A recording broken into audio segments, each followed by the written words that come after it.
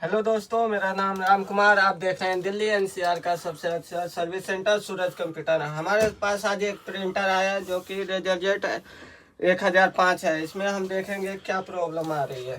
इसके लिए पहले हम ऑन करते हैं इसको।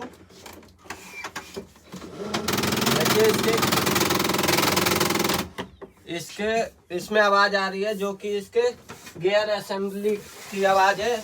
तो हम इसे खोल के बताते हैं कि ये गियर असेंबली का काम आ रही है।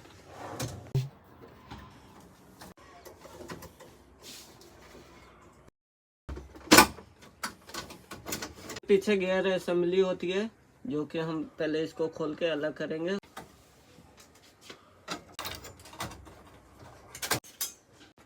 इसके नीचे इसके गियर होते हैं, उसी को हम खोल रहे हैं। इसके अंदर देखिए बहुत से गियर होते हैं जो कि प्लास्टिक के होते हैं। ज़्यादा दिन चलने के कारण ये सब घिस जाते हैं।